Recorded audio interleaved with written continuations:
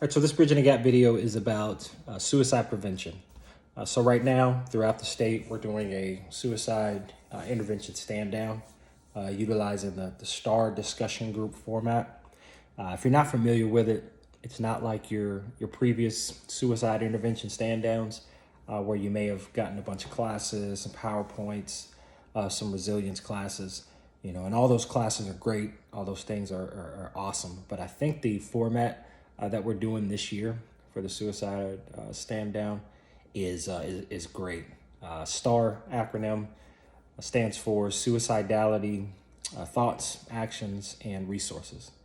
And basically, you break yourself up into peer groups. Maybe the E5s together, maybe all the E4 and below together. Whatever your group is, they're going to break you down into peer groups. So you may be with folks that are one or two ranks above or below.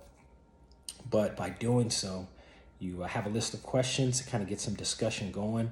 And those questions range from why do soldiers commit suicide to why don't soldiers feel comfortable going to leadership with their suicidal thoughts. And the intent behind it is to really get down to the root of the issues. Because anytime you're in a classroom format, you've got everybody there, you may not feel comfortable speaking out about your own suicidal thoughts and your own struggles. But if I put you with your peers, then there'll be some good discussions. And if you're going to do a discussion group format, 100 folks isn't a good way to get some good, honest feedback. But if I put you in small groups, then it lends itself to more of a discussion. So I got the opportunity to participate in it while I was at St. Augustine a couple of weeks ago. Thoroughly enjoyed it and thought it was a really, really good discussion. And I was with some peers of my own, some majors and lieutenant colonels. So even at that particular level, I thought that the discussion was great. Like I said, it's a couple of questions just to get the juices flowing and get the discussion going. But one of the questions asked about why don't soldiers feel comfortable coming to leaders, with their suicidal thoughts and with their struggles. And it forced me to look within myself and say, hey, do I make myself readily available to receive somebody in that most vulnerable state? Do soldiers feel that Lieutenant Colonel Brown cares, or that, yes, I can go to him, and I know that by going to him, not only is there going to be that confidentiality, but he's going to help me. He may get me to the right person that can help me, or he may be able to help me. Am I making myself available in the way that I carry myself, in the way that I speak to soldiers? Am I making myself available to them as a leader, or am I shunning them? So I hope that I make myself available and they don't think, that I don't care, or that I'm too busy to help them in that particular state. One of my peers had a great point and said, sometimes we got to look within ourselves at what we say and how we put stigmas on soldiers for other issues rather than just suicide, because that can lead to the thought that an individual doesn't care.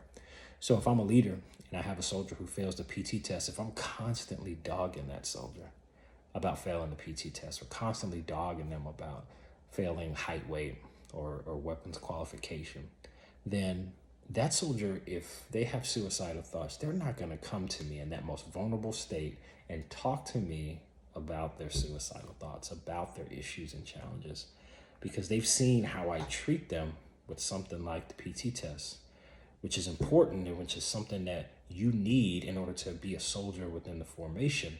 However, in that particular state, they're not going to feel comfortable coming to me because they've seen how I've treated them above and beyond in how I've dogged them and the stigma that I've placed on them. So I thought that was good, that us as leaders, we also have to be careful with how we treat soldiers and how we talk to them and about them, and make sure that we are allowing ourselves to be available and that we're not keeping soldiers from feeling comfortable to come to us with any issues. So it was a great discussion. That particular comment definitely stayed with me, because it was something that I thought, okay, let me look back and how I talk to soldiers and talk to leaders about different things that they may struggle with to make sure that I make myself available. So hope you enjoy the suicide intervention stand down. We're doing it the next couple of months. Again, it's statewide, definitely needed. You know, there's some hurt people out there, hurt soldiers.